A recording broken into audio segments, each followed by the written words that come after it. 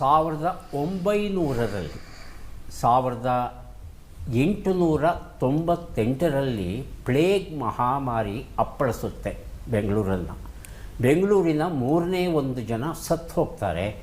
ಇನ್ನು ಉಳಿದ 2 ಜನ ಏನು ಮಾಡ್ತಾರೆ, ಬೆಂಗಳೂರನ್ನೇ ಬಿಟ್ಟು ಹೋಗ್ಬಿಡ್ತಾರೆ. ಇರೋರಿಗೆ ತಿನ್ನೋಕ್ಕೆ ಕಷ್ಟ ಆಗುತ್ತೆ. ಆಗ ಎಲೆ ಮಲ್ಲಪ್ಪ ಶೆಟ್ಟರು ಅಂತ ಒಬ್ಬ ಶ್ರೀಮಂತರು ಏನು ಮಾಡ್ತಾರೆ, ಒಂದು ಕೆರೆಯನ್ನು ತೆಗೆಸ್ತಾರೆ. ಆ ಕೂಲಿ ಹಣವನ್ನು ಅವರು ಕೊಡ್ತಾರೆ. ಹೊಟ್ಟೆ ತುಂಬ ಗಂಜಿ ಸಿಗೋ ವ್ಯವಸ್ಥೆ ಮಾಡ್ತಾರೆ.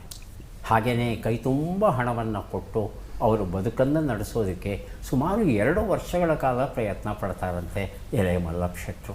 ಅಂದರೆ ಅವರು ಎಷ್ಟು ಶ್ರೀಮಂತರಾಗಿದ್ದರು ಅನ್ನೋದನ್ನು ನಾವು ಊಹಿಸ್ಕೋಬಹುದು. ಅನೇಕ ಒಳ್ಳೆಯ ಕೆಲಸಗಳನ್ನು ಮಾಡಿದ್ದಾರೆ. ಇಡೀ ಬೆಂಗಳೂರಲ್ಲಿ ಮೊದಲ ಹೆರಿಗೆ ಆಸ್ಪತ್ರೆಯನ್ನು ಸ್ಥಾಪಿಸಿದವರು ಅವರೇ. ಮಲ್ಲೇಶ್ವರದಲ್ಲಿರ್ತಕ್ಕಂಥ ಕಾಡು ಮಲ್ಲೇಶ್ವರ ದೇವಸ್ಥಾನಕ್ಕೆ ಪೌಳಿಯನ್ನು ರೂಪಿಸಿದವರು ಅವರೇ. ಹಾಗೆಯೇ ಈ ಕೆರೆಯನ್ನು ಕಟ್ಟಿಸೋದ್ರ ಜೊತೆಗೆ ಇನ್ನೂ ಅನೇಕ ಉತ್ತಮ ಕೆಲಸಗಳನ್ನು ಮಾಡಿದ್ದಾರೆ.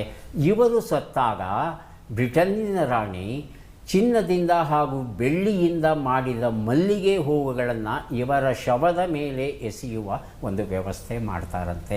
ಅಂದರೆ ಬ್ರಿಟಿಷರು ಎಷ್ಟು ಗೌರವಿಸ್ತಾ ಇದ್ದರು ಇವರನ್ನು ಅಂತ ತಿಳ್ಕೋಬಹುದು.